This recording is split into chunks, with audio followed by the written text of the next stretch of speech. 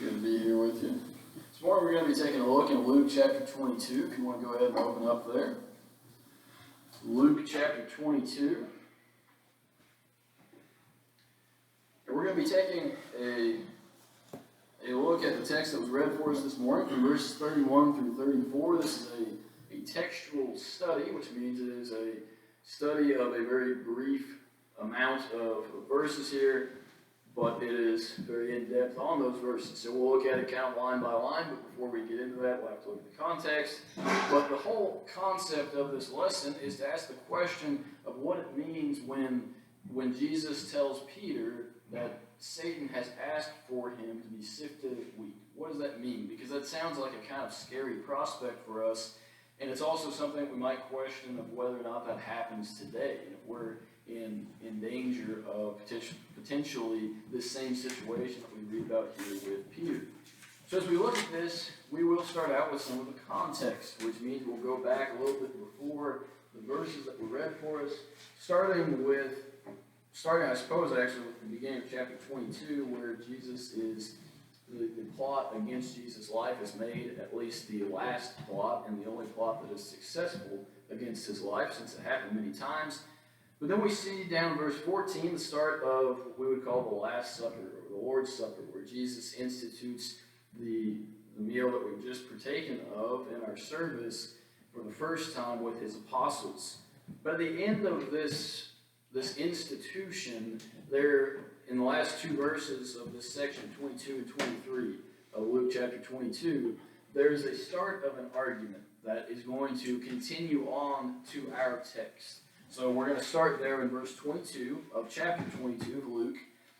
It says, "And truly the Son of Man goes as it has been determined, but woe to that man by whom he is betrayed." Of course, we know that to be Judas, but at the time they didn't know, and it says that then they began, that is the apostles, to question among themselves which of them it was who would do this thing.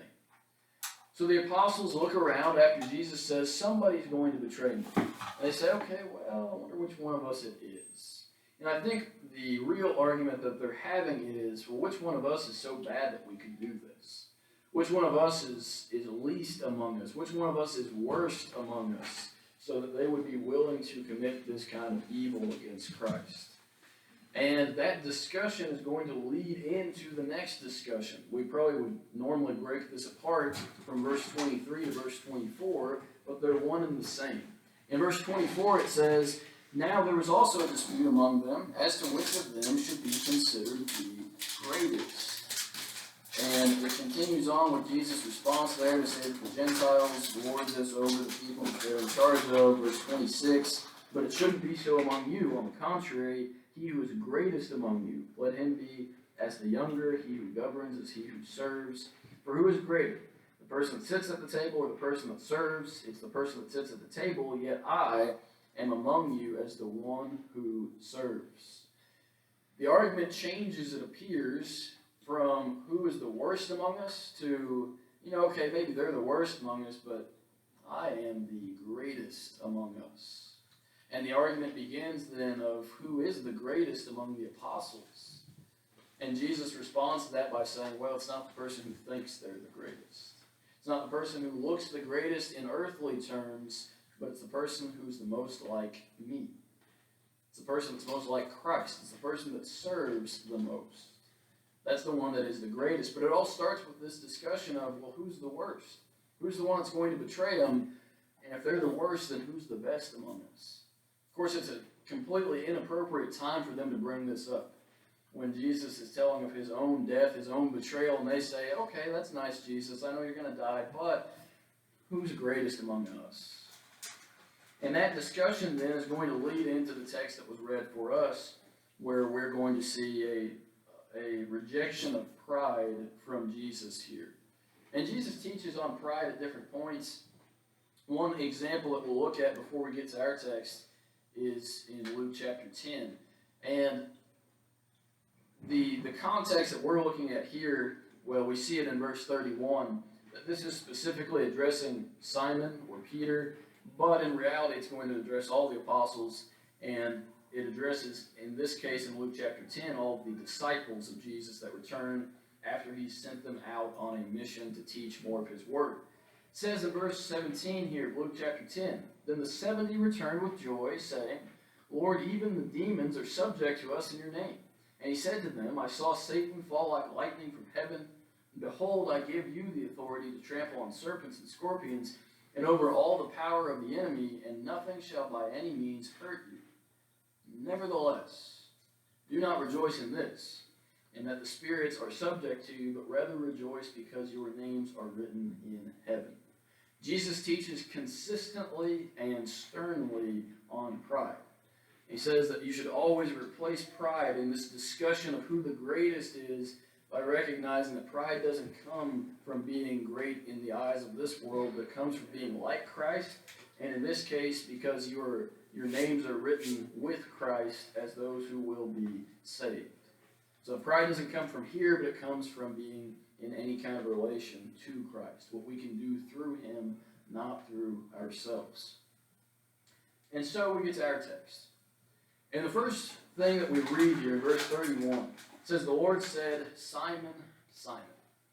Now, that we know who Simon is to start with, it's Simon Peter, also called Cephas, and we are introduced to him initially as Simon, but then we know that Jesus in John chapter 1 verse 42 gives him a new name that he will be called by.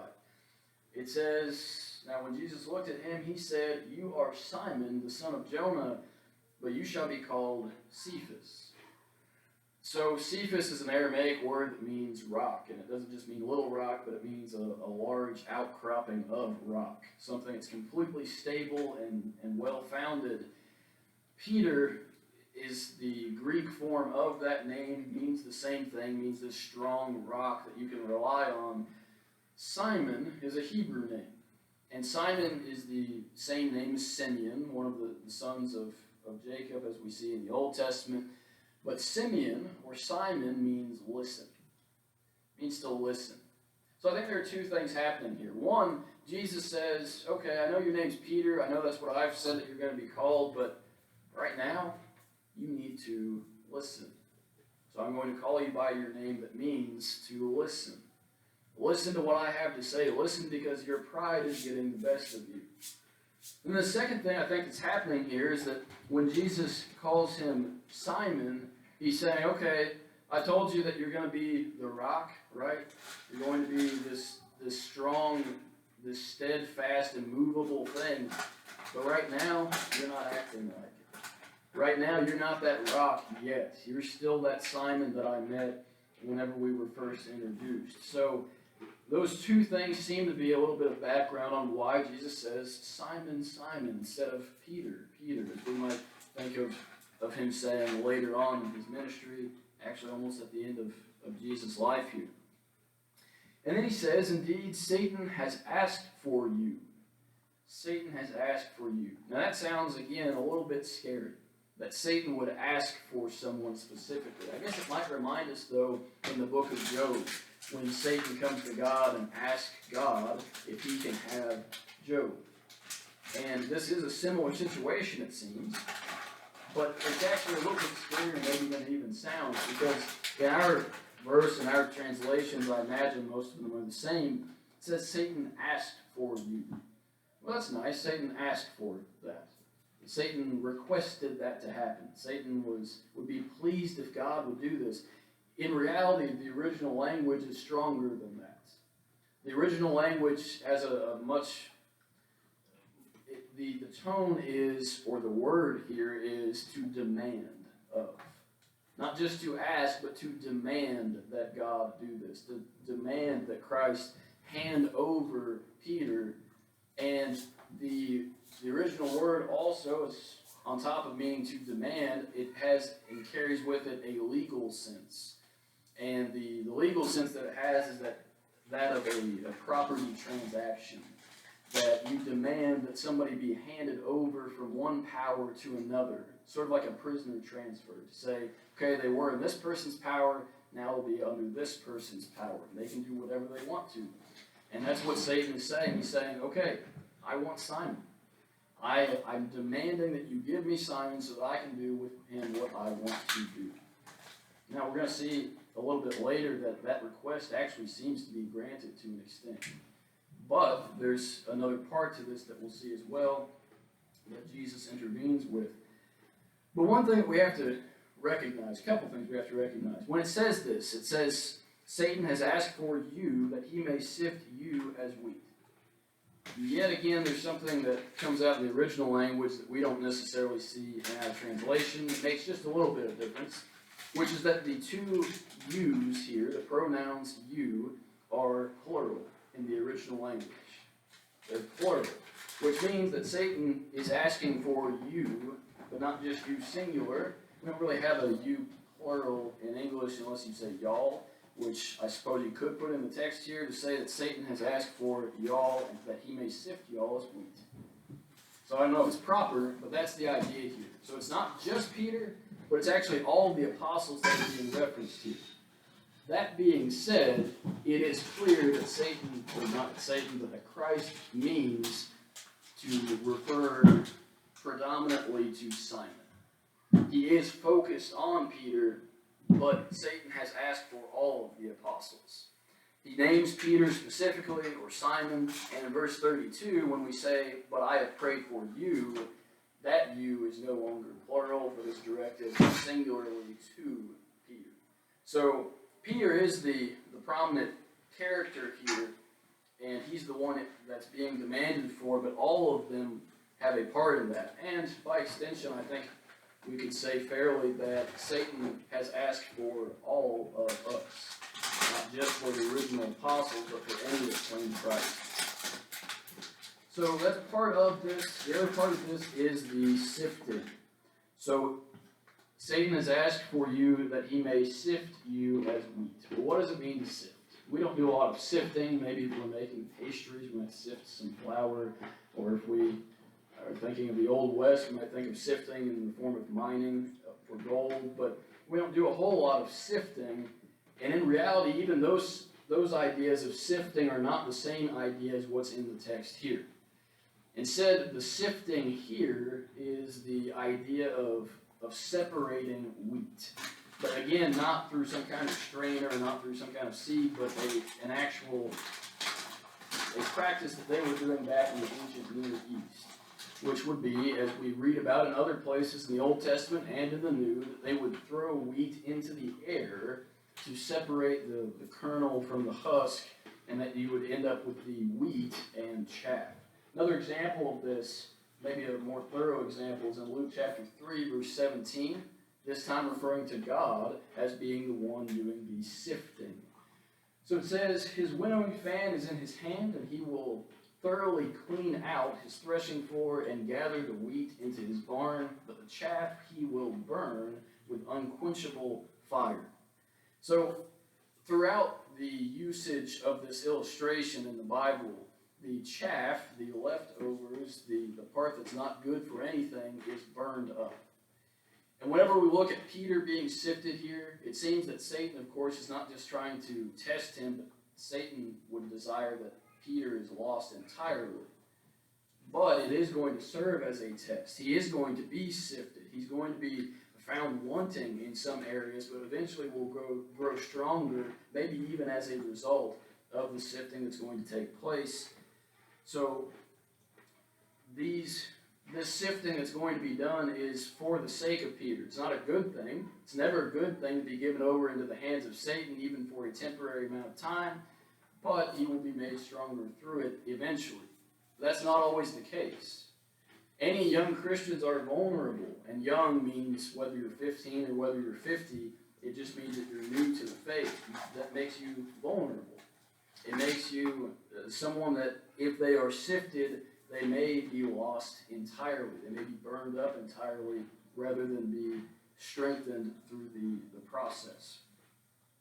So the next statement here, after we say that Peter is going to be sifted, and the other apostles to a certain extent, it says, fortunately, in verse 32, but I have prayed for you.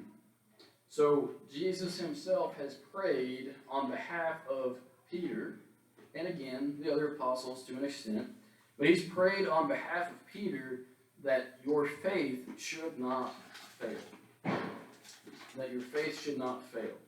So, in this phrase that your faith should not fail, the word fail comes from a Greek word that is our root for the English word eclipse. So, whenever Jesus says, I pray that your faith wouldn't fail, he's saying, I pray that your faith won't be eclipsed, that it won't be blocked out, that your light will continue to shine. Now, it may be a little bit dimmer for a period of time, but not completely eclipsed as we understand it today. His faith wouldn't fail entirely. So, it is a comfort that we get to read that Jesus, in response to Satan asking for a Christian, Jesus says, he's done that, he's asked for you, he's demanded you, but I've prayed for you. There's a contrast there. Satan demands that he can have you, but I've prayed for you, that you would stay faithful in spite of what's going to happen. And it seems this is a principle, a precedent for all of Jesus' disciples that will follow after this time. So when is it exactly that this is going to take place? The last statement in verse 32 is, when you have returned to me, strengthen your brethren. Or when you've been converted, I believe the King James says. When does that take place? When will Satan sift Peter as though he's wheat? And when will he return? Well, verse 34 is the verse that identifies exactly what occasion that is. Verse 34 says, I tell you, Peter, the rooster shall not crow this day before you will deny 3 times that you know me. Jesus is prophesying to Peter what will happen very shortly from this time.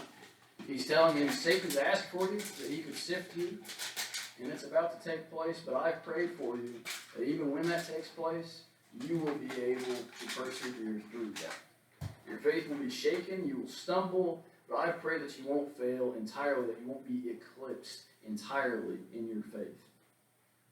So that's going to take place shortly, and he will return back from that, and at that point he will strengthen the brethren. Strengthening the brethren, certainly in the immediate context, means his fellow apostles, but obviously Peter strengthens the brethren as a whole, especially on the day of Pentecost, and then his second gospel sermon as well, and then through the things that he wrote or that he had written down in the book of Mark as well. But Peter has strengthened the brethren for all time, but only once he's gone through this process that Jesus is describing here of being sifted, and of course this denial that we see as well. And a conversion of this kind, or returning back to, like Peter's going to do, it shows that his faith has gone from something that's immature to something that is mature. And from the time that he denies Christ until he preaches Christ on the day of Pentecost is not very long. And it seems this event may have been a catalyst, may have been the motivator for Peter becoming more of a mature Christian, less half-hearted as he seems to be whenever he denies Christ here.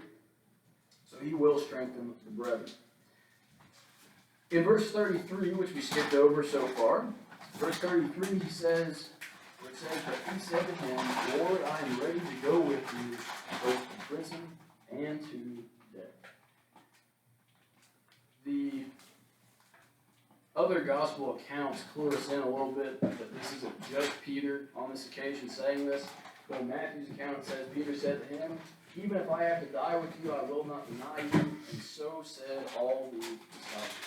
So yet again, Peter is not the only one that is meant to understand that they will be sifted to a certain extent. He is the primary focus, but all of the disciples, all of the apostles join in and say, hey, we're with Peter on this. We agree, we're going to go with you even to death. And the spirit may have been willing, but the flesh was weak when it came down to it. So Jesus tells him the truth here, the hard truth in verse 34, that before the rooster crows this day, you will deny 3 times that you know me. I think one more time we can get some benefit by going back to the original language on the word deny. Now, deny is a strong enough word for us to say. And if you say, well, okay, I denied that I know somebody, that's kind of bad. But the word has two better meanings, better translations I think we can use. First one is to utterly deny. To entirely deny is the idea. So it's not just saying, Jesus, I don't know if I know that guy, I'm not really sure. But instead it's, Jesus, I've never heard that name in my life. I've never been an associate of his. I've never even seen the man. It's an utter denial, entire in its scope. But the other meaning, and I think this one may be stronger and easier for us to apply, the word can be translated, the word deny can be properly translated to disown. So whenever Peter says that he denies Christ, he's not just saying, I don't know if I know that guy. He's saying, I don't want anything to do with him. It's as if I never knew him and he were never a close friend of mine. He was never my teacher, my master.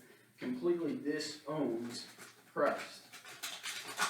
Satan was going to sift Peter as though he were wheat. And it seemed that request was granted. A few things in the way of application here. There isn't anything we have to be concerned about or anything that is mysterious about this verse or these phrases to be sifted as wheat. It's just an illustration that the Bible uses a lot of other times. It's another way of describing the work of Satan, which is always a bad thing. But in this case specifically, it seems that the sifting as wheat is identified as the temptation to deny Christ. And of course, Peter giving in to that temptation. And Satan's request then is answered in the affirmative, but Peter is sifted, but through the power of Christ and through Christ's prayer, he doesn't completely fail in his faith.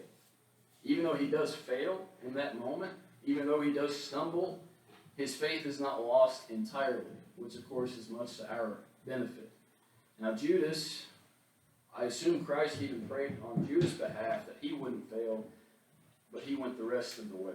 Judas failed entirely, his faith was replaced. But the other question with this is, does this happen today? Can Satan ask for somebody to sift them as wheat? And the answer is yes. And he does, and he has in your life. If you're here, that probably means that you've overcome it. But you may be in the process right now of being tempted by Satan. And you may or may not overcome it, but Christ also is on your side. He prays for you in this. Second principle is that pride is dangerous. Pride is always dangerous, but pride is dangerous in our case, in our text, because pride took the place of listening to Christ. And maybe that doesn't sound that bad, but anything that stands between you and hearing what Christ has to say and applying it to you, it's pretty bad. Pride prevented Peter and the other apostles from recognizing that they had to be servants if they wanted to be great. That they had to be more like Christ if they wanted to be first and the greatest. They didn't recognize that because they weren't listening. Third principle. And this principle is not necessarily for you if you consider yourself to be beyond the point of a young Christian. But if you are, that means that there are those that need your help. Those who are young and those who are vulnerable as Christians. Those are two different groups. As we said, young doesn't necessarily mean young in age, but young in spiritual age. Those who are babes in Christ. Those who don't have a whole lot of experience as a Christian. Those who are vulnerable Christians could be any age, because life makes you vulnerable at different times. It could be at a time of loss of a loved one, a difficult time financially. It could be any number of things. But those who are vulnerable need more help. Those who are younger in the faith need extra support, because Satan is still active in looking for them. He's active in looking for everybody, but Satan is a coward, and he wants the weakest person he can find to take them from Christ first. So those people need our help, or we may be those people, and we may need the church's help. Another application is that it's not over until it's over. So Peter, of course, is, in this case, he does fail, but he overcomes it. He goes from being a disciple of Jesus to being a denier of Jesus. That's pretty bad. But then he goes from being a denier of Jesus to being a preacher of Jesus. And then he goes one step farther. In verse 33 that we read, it says, Peter said to him, Lord, I am ready to go with you, both to prison and to death. Now, we read that statement and we think, yeah, okay, Peter, yeah, sure you're going to do that. We know what's going to happen. We know you're going to deny Christ. We know that you're not going to live up to that promise. But the thing is, he does. 31 years later. While he may not have lived up to his promise in the short term, Peter does die for Christ. He does go all the way. And of course, according to tradition, he's crucified upside down for the sake of Christ. So Peter started off a little bit rough, but again, it's not over until it's over. And Peter fully redeems himself through the life that he lives for Christ after this point. Last thing, this is what we've kind of been saying throughout, but Satan does ask for Christians even today. And to an extent, God allows Satan influence over us. Not fully, because Christ still prays for us, because God still cares for us. But if Satan had no influence on us, then we wouldn't sin. If Satan had no influence on Christians, then no Christian would ever leave the faith. But Satan is asking for you, but Jesus is praying for you. That leaves it in your court. That leaves the decision up to you. What are you going to do in response? Satan will tempt you, but Christ is there for you. It's that whole principle from James chapter 4, verses 8 through 10. If you draw near to God, he will draw near to you. And if you flee from the devil, if you resist the devil, he will flee from you. So we have that choice available to us. The choice is up to you. The decision gets made today. At least it should get made today. Because tomorrow might not give you the chance to make that decision. So this morning, if there's anything we can do for you, then we ask right now that you would be willing to make that need known. If there's anything that you need from the church, if there's anything that anyone here can do for you, all you have to do is ask. If you're willing, as we stand and as we sing.